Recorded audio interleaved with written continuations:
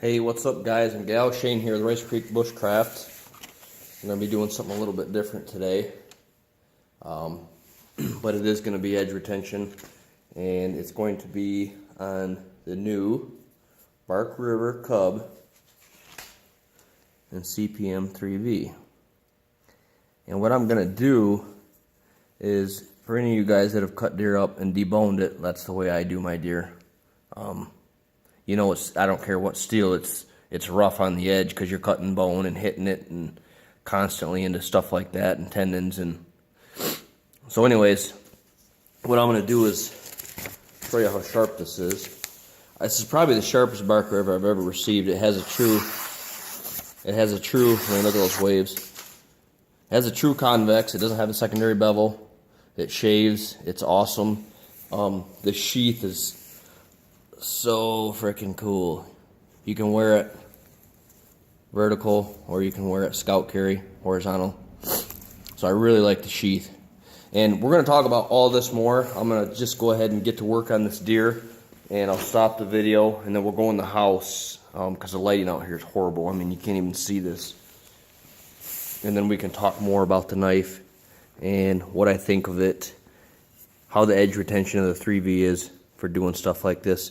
I mean, this is kind of one of those knives. I mean, what is it for? I mean, it's not the traditional bushcraft style. It's not really a Skinner. I wouldn't say. It's too big, in my opinion. You know, it's got like a 5 1/4. I can't remember, 5.5 inch blade. It's a pretty large blade, and it's got kind of a different handle design back here that I don't think would be the most comfortable for drilling and bushcraft.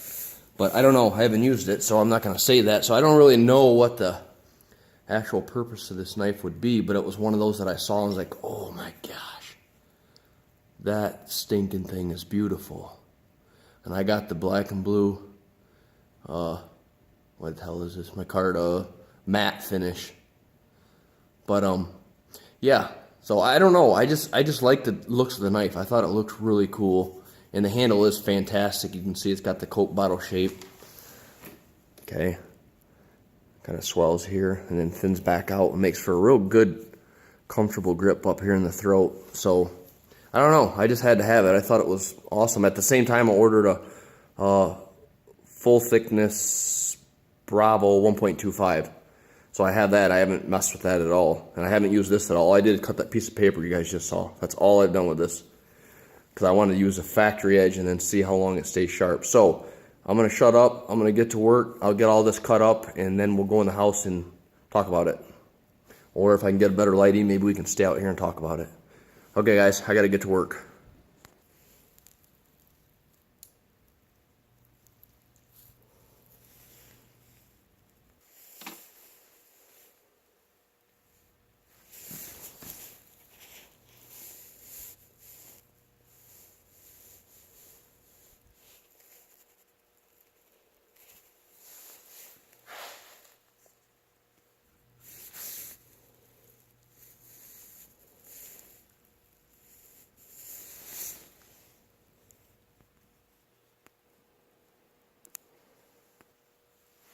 Alright guys, so this is pretty much what we got out of that deer. So a pretty good amount, minus one backstrap that I took off the night I shot it. So anyways, here's the knife. It's a mess. So I want to wipe this off the best I can, get some of this fat and grease, and you can see all the streaks on there. Clean this up and test the sharpness. Kind of talk about how it worked for this chore. Yeah, you got to get this off or it won't cut with the beans. Let's drop the edge a little bit, get some of that gunk off there. Alright, let me grab a piece of paper real quick. See if it's still sharp. I have no idea, I haven't tried it yet.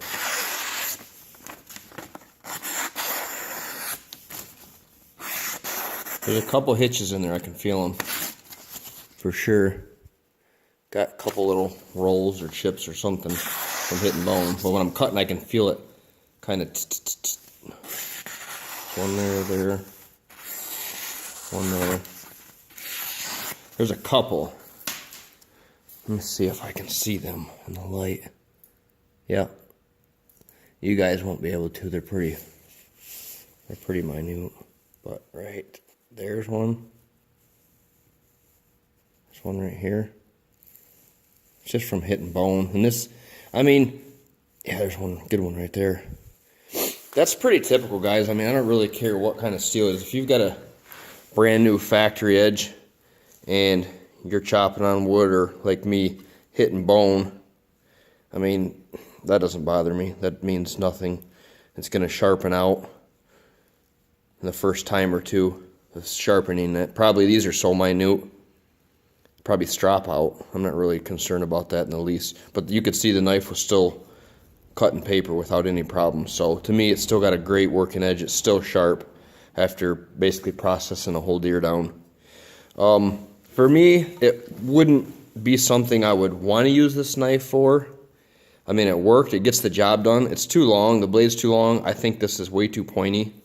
So when you're getting in around bone and stuff, this is more stabbing. I think it needs to have more belly here, like a true skinning knife. And I'm not saying this is a skinning knife. It's not. But if you had to use it, it worked fine. I mean, no real complaints. It's just a little bit long, a little bit cumbersome. I mean, I like a skinning knife about this long with a pretty good belly. You can just roll it in there and out, and skinning and deboning, I guess I should say. I use the same knife for both. They work fine for me. I know they make specialty deboning knives, but the knife that I use for skinning, my Falcon even, Iden, works perfect. So anyways, yeah, it did the job. Got the meat off the deer. We're going to do some more stuff with this knife. I'm probably not going to sharpen it. I'm just going to leave it as is. And then I want to make some feather sticks with it and see how it does, you know, at that kind of stuff. Do a little bit of batoning. Just the normal crap that I do, just to see how the knife performs. I figure if I always feather stick with every knife, then I kind of have a, you know, something to go from every time. So anyways, hope you guys liked it. I think the knife's awesome. I really like it. Like I said, the sheath, we'll go over it more in some other videos when I'm not messing with meat. But the sheath is awesome. It's really good construction. Now, I'll tell you one thing. When you first get it, and I have the same sheath in a 1.25. Actually, I'm going to have to think here. Yeah, I don't think this knife comes with this, or the 1.25 doesn't come with it. I requested it from, I think it was DLT Trading. Yeah. So I think I got this from DLT. I don't think it, I can't remember if it comes with this sheath, damn it. One of the knives didn't, and I requested to get it in both. But when you first get this, I mean, it's almost impossible to snap. It's so tight. But I just put it in here, snapped it, and overnight it stretched out. It was fine. But when you first get it, you're going to struggle trying to get this snapped, and they both were the same. But they did that for a reason. I mean, if you were easily just to snap it, once this piece of leather here broke in, and the straps, you know, it's going to be way too loose, and it's not going to hold the knife. And as it is right now, it's awesome. It's perfect. And it kind of rolls over where your finger guard would be. So let me see if you can see this. Pull this out. There's your guard for your finger. When you push this in here and wrap this leather around in your snap, yeah, it's pretty much not going to come out. So yeah, awesome knife, awesome sheath. We'll do some more stuff with it and talk about it later. Alright guys, thanks for watching. Hope you enjoyed it. See ya.